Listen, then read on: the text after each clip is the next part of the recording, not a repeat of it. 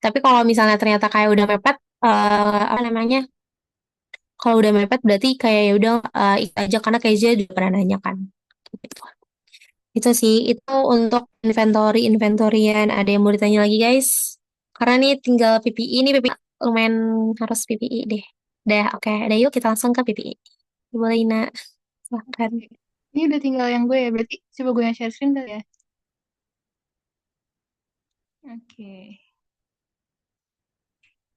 wait ya guys, kita coba.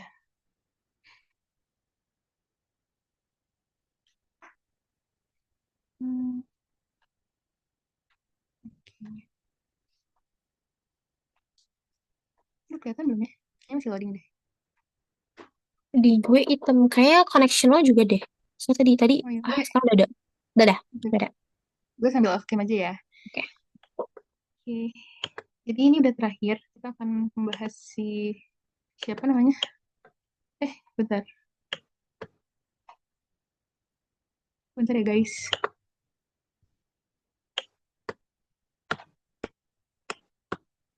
Nah, tapi iya, ini adalah materi terakhir dan gue lihat juga, kita lihat di kisi-kisinya itu bobotnya paling besar 30%. Jadi kita coba memahami pelan-pelan. Ini ada interest capitalization sama non-monetary exchange. Jadi yang pertama itu, ini gue nggak terlalu bahas yang di bagian ini juga nggak terlalu bahas yang gimana-gimana sih. Jadi kita kayak langsung masuk ke contoh aja ya biar langsung kebayang gitu. Jadi ini ceritanya si ada construction, apa dia construction terus dia membuat membuat utang, dia ngutang untuk spesifik constructionnya ini sebesar yang ini. Ya kan, ini utang pertama nih. Habis itu dia ngutang lagi, other debt, itu ada segini. Terus, apa yang harus kita lakukan pertama-tama adalah, oh ya sebenarnya ada, di atasnya tuh ada data ini lagi ya, sebelum, sebelum, um, lu mau spotlight deh, gimana ya? Kita annotate ya.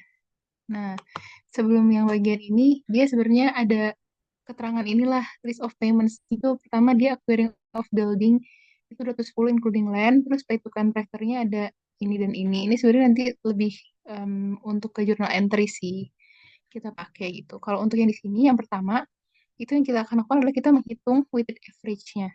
Weighted average-nya itu caranya adalah gimana? Yang pertama itu kita lihat dulu di pertama ada 1 Januari itu buildingnya sama lainnya gitu kan. Terus 1 Maret yang 300.000 sama 1 Mei yang 540.000 sama ada 31 Desember juga ada sih 450.000. Kayaknya gue nggak kemasukan data soalnya sorry ya, tapi ini udah di soalnya semua kok angka-angka ini. Tinggal dimasukin aja nih ke tabelnya nih amountnya berapa, terus periodnya berapa. Period itu berarti kayak kalian ngitung bulan biasa ya secara akuntansi gitu kayak 1 Januari berarti kan dia 12/12 kalau sampai Desember kan. Terus kalau apa namanya March berarti dia 10/12 karena kan Marchnya dihitung dari awal nih berarti Januari sama Februari doang yang nggak include. Kalau Mei berarti dikali 8/12, sedangkan kalau 31 Desember, kalau udah 31 nih berarti kan dia udah nol kan di Desembernya gitu, berarti nol. Nah, udahlah setelah dihitung weighted average-nya, kita kali ini si angka ini dapatnya adalah dari 210 dikali sama periodnya ini. Ya kan, bisa dilihat sini. 300.000 kali ini, dan seterusnya. Dapatlah weighted average ini 820.000. Terus variable interest-nya, itu yang pertama kita lihat dulu interest dari specific debt-nya. Jadi kan tadi specific date-nya itu 750.000 dengan interest 15%. Berarti dia ada interest segini. Terus dari other debt, itu dia punya deadline itu senilai 550 tambah 600 nih. Berarti dia ngutang lainnya itu ada 1.150. Terus interestnya berapa? Berarti tinggal dikaliin aja si angkanya ini. Berarti 550 dikali 10%. And then yang bawahnya 600.000 dikali 12%. Dapatlah total interest from other debt itu 127.000. Udah sampai situ. Habis itu yang kita lakukan adalah kita ngitung cash yang kita keluarin untuk bayar interestnya. Berarti pertama ada interest yang dari specific debt. Terus ada interest yang NP dan BP. Berarti total itu ada 239.500. Habis itu kita hitung capitalization rate-nya. Dapat angkanya dari mana? Dapatnya adalah dari pembagian, maaf ya, pembagian si total interest from other debt dibagi sama other debt-nya. Jadi nilai interestnya ini dibagi sama total other debt-nya. Nilai other debt-nya gitu. Udah deh dapat 11,04%.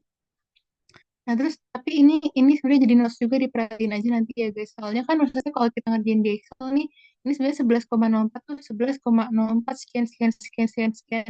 Sehingga kalau misalnya kita kaliin di sini sebenarnya hasilnya nanti tuh nggak segini gitu, nggak 7728, tapi hasilnya 7730. Cuman nanti diperhatiin aja di soalnya tuh dia mintanya berapa angka gitu.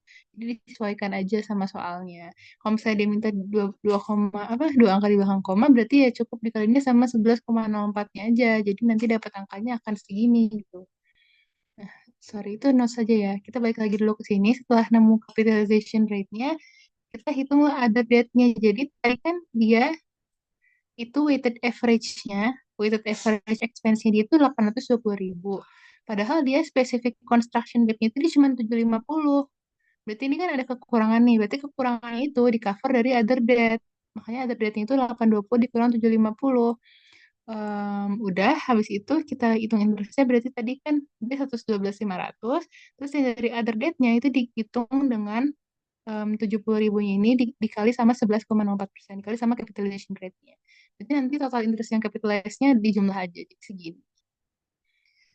Setelah itu kita bikin jurnalnya. Yang pertama yang 1 Januari itu dia ada building building and land pada cash gitu kan sesuai apa namanya keterangannya ini dia ada 210 including land 100 berarti si buildingnya 110 land 100 cashnya 210 1 Maret and 1 Mei tinggal dimasukin dari sini aja berarti building pada cashnya 300 dan 540 1 Desember ada juga building pada cashnya 450 jadi even if di sininya dia nol tapi dia kan tetap keluar ya tetap jurnal apa tetap keluar duit gitu kan jadi tetap di jurnal aja building pada cash 450 sama yang capitalization-nya berarti si building ini kita masukin total interest capitalize-nya ke nilai building, terus cash-nya sesuai yang tadi kita udah hitung, kita bayar cash berapa, interest expense-nya adalah selisihnya.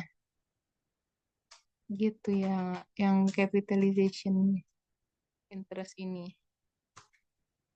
Ada pertanyaan? Kalau enggak, gue langsung masuk ke soalnya. Oke, belum ada yang masuk ya. Ini gue langsung bahas ke soalnya. Ini sebenarnya sama aja sih, langkah-langkahnya tuh sama. Cuma di sini ada perbedaan. Em, jadi gini, ini sebenarnya untuk memperkuat logiknya aja sih. Jadi di sini kan dia ada dia minjem 3 juta nih si spesifik interestnya. Habis itu ada biaya-biaya yang dikeluarkannya expenditure baik itu buildingnya 360, 600, 1,5 juta dan 1,2 juta. Terus ada other additional information itu ada tentang other debt-nya berapa sama nah sebenarnya kan ada angka ini juga ya.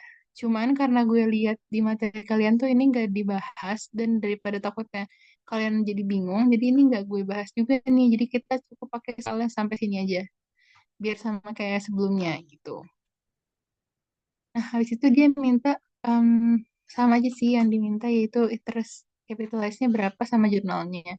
Berarti kan cara ngitungnya sama aja nih weighted average-nya berarti kita masukin si 360, 600, 1,5 dan 1,2 sesuai bulannya.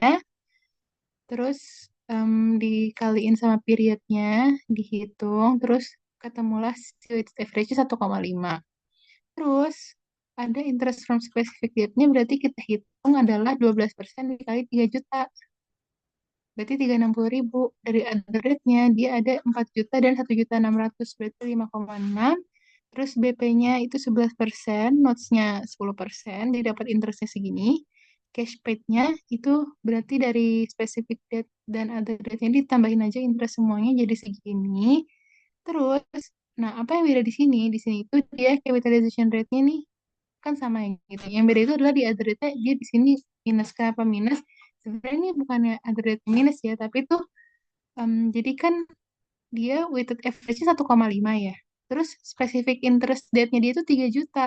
Berarti kan sebenarnya specific date interest-nya itu dia udah cukup nih, udah cukup untuk menutupi si angka weighted average-nya ini. Makanya untuk soal yang ini dia itu nggak ada perhitungan yang under date ini. Jadi sebenarnya capitalization rate-nya juga nggak perlu dihitung sih. Soalnya kita nggak ada perhitungan under date ini. Jadi untuk interest yang capitalize-nya langsung aja dari specific date-nya, yaitu 12% dikali 1,5 ini. Udah deh, jurnalnya sama. Building interest expense dan cash.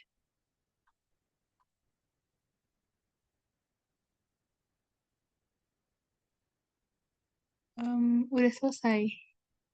Yang kapitalisasi bunga eh, atau interest capitalization. Ada pertanyaan kah? Ini nggak ada chat masuk sih. Sepertinya kalian udah ngantuk juga ya. Maaf banget ya guys sampai malam jadinya. Karena materi kalian ini ternyata memang banyak ya. Semangat ya guys. Ini nggak ada chat masuk ya. Gue lanjut berarti ya. Oke, selanjutnya tuh ada non-monetary exchange. Nah, non-monetary exchange ini dia ada dua yang perlu di-highlight, yaitu dia has commercial substance atau lacks commercial substance.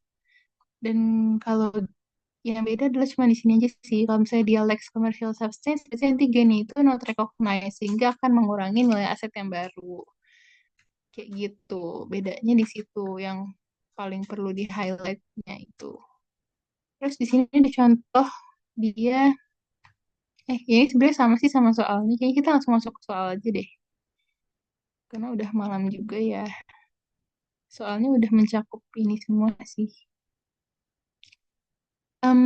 Jadi di sini dia ada new machine, cash pay, terus cost of old machine, electric wax melter ini, sama dikasih tahu juga udah sekalian sama adanya, fair value-nya segala macam. Terus dia minta journal entry-nya kalau dia ada commercial substance dan kalau dia lacks of commercial substance.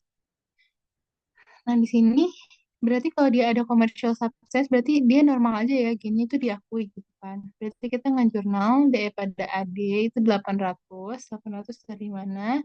Dari sini, oh ya kita mungkin lihat ke sini dulu aja ya. Jadi pertama kita bikin dulu nih kayak giniannya. Dia ada cost of all equipment-nya, itu dia 12.700 dari sini. Terus ada AD 8.000, 8.000 itu dari mana? Ditambah DE yang tahun itu. DE yang tahun itu adalah perhitungannya berarti 12.700 dikurangin sama residual value-nya 700 dibagi 5 dikali 4 per 12. 4 per 12 karena bulan April. Aprilnya udah di akhir juga, jadi 4 per 12 gitu ya. Dapat DE-nya segini, berarti AD-nya jadi 8.000. Terus CA-nya berarti ini diminusin aja. Jadi CA-nya 4.700. Ada fair value of old equipment-nya dari soal 5.200 berarti dia gain karena fair value-nya lebih tinggi berarti dia gain 500. Terus ada cash paid-nya itu 10.000. Terus tadi fair value of old equipment 5.200 dapatlah cost of new equipment. Nah, itu ditambahin. Jadi 15.200. Udah, berarti kita udah bisa masukin semua ke jurnal nih. Berarti jurnalnya adalah pertama kita ada new asset, new equipment, terus kita menghapus si adik dan old equipment yang lama, terus ada cash yang dibayar sama gainnya. Jadi new equipment-nya 15.200 dari angka ini, terus adiknya 8.000 dari sini, old equipment-nya 12.700 dari cost, cash-nya 10.000 dari soal, sisanya jadi isinya gain. Atau dari sini juga bisa. Kalau yang rest of commercial substance, bagian sininya sama persis. Bagian ini juga sama persis. Cuman bedanya ketika ngitung ini, dia setelah cash for value of all equipment, dia dikurangin sama gain-nya. Jadi, gain itu mengurangi nilai new equipment-nya. Jadi, new equipment-nya 14.700. Makanya waktu kita ngejurnal, dia nggak ada jurnal gain-nya nih. Langsung aja 14.700, 8.000, terus all equipment-nya 12.700, dan cash-nya 10.000. Jadi, nggak ada jurnal gain-nya.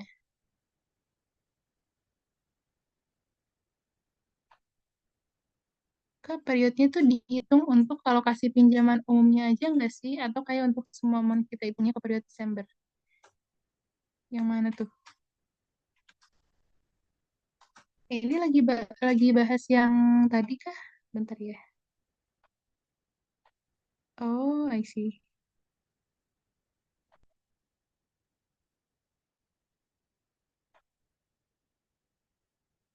Ini ya,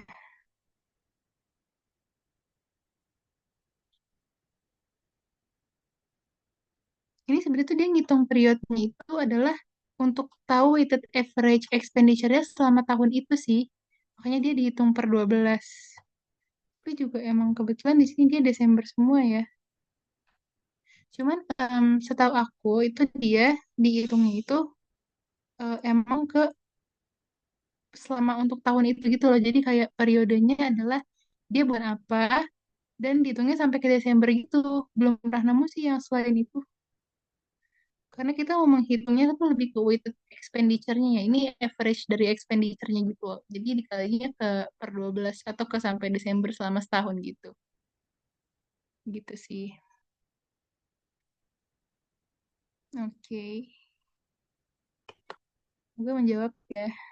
Tadi yang exchange udah selesai juga sebenarnya. Sampai sini, sampai jurnal. Yang lacks of commercial substance. Ada pertanyaan? Exchange atau interest capitalization?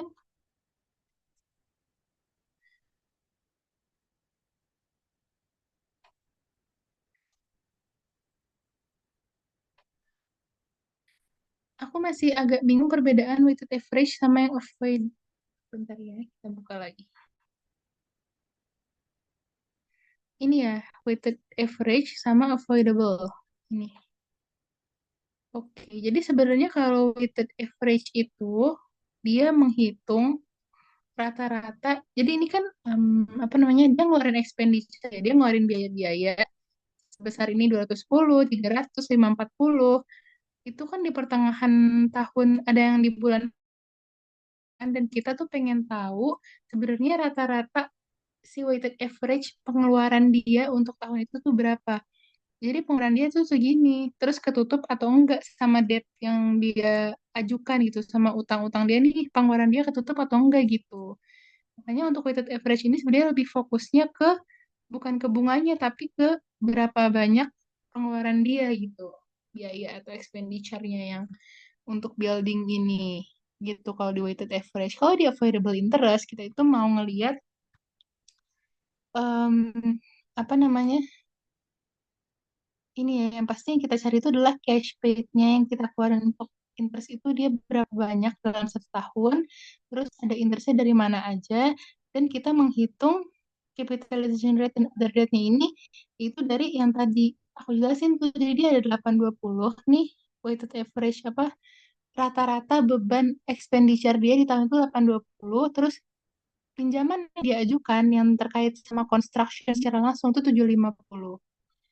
Berarti ada 70.000 dari biayanya itu yang dibiayai dari other debt yang si NP dan BP ini gitu kan itu sebesar 70.000. Makanya kita menghitunglah si spesifik debt-nya itu berapa dari sini. Sorry. Ya 15% kali 750.000. Terus dari other debt-nya juga tadi yang dikali sama capitalization rate dan dapatlah si total interest yang bisa dikapitalisasi gitu. Jadi setelah kita menghitung untuk proporsi per tahunnya dan juga interestnya, baru kita bisa lihat angkanya itu interestnya yang bisa dikapitalisasi ke building itu berapa gitu. Yang bisa dikapitalisasi berarti nanti masuknya langsung ke akun building, sedangkan sisa interest expense-nya itu masuk ke interest expense biasa aja gitu deh.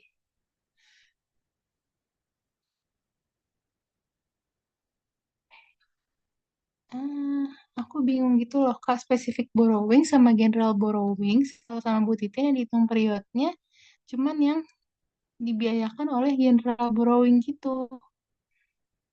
Wait, specific borrowings ini ya sama general borrowings. Ini sebenarnya kalau ini nggak dihitung period sih yang spesifik sama other date itu. Ini yang dihitung periodnya adalah si expenditure-nya dari sini, dari list apa yang dia biayain gitu. Kalau dari date-nya, yang angka date ini nggak dihitung periodnya sih.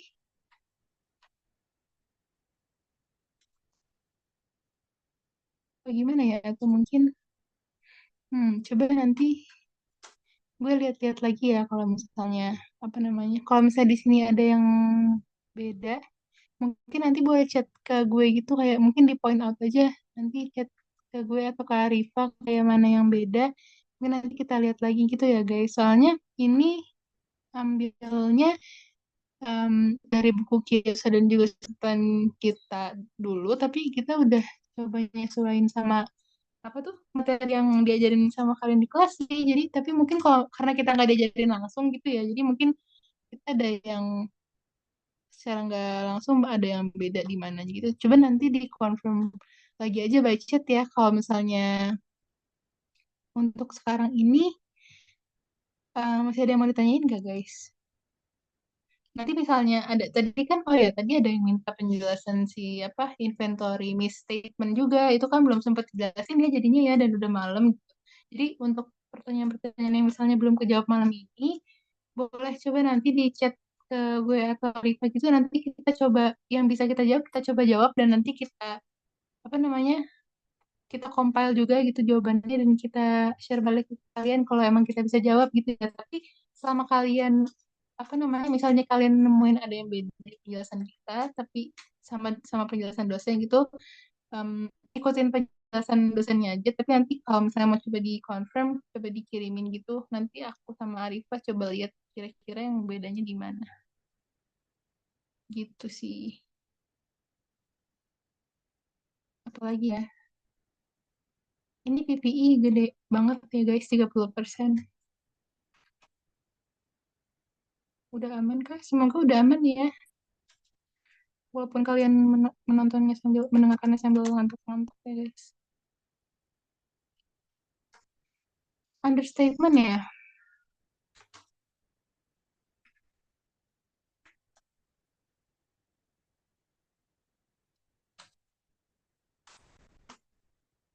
Sebenarnya enaknya tuh kalau pakai angka sih. Cuman, hmm, kayaknya nanti aku coba tambahin di sheets aja ya. Yang udah ada angka-angkanya gitu si inventory errors ini. Nanti coba kalian lihat lagi. Terus kalau misalnya masih ada pertanyaan, langsung chat aja ke kita ya. Kayaknya kalau dijelasin di sini takut kemalaman banget. Udah jam 11 juga, kalian mau tidur juga. Dan apa namanya? Ya, siapa eh, tahu kalian ada yang masuk kelas pagi atau gimana, guys? mm, tuh, maaf banget ya guys, jadinya ada yang belum sempat kebahas materinya.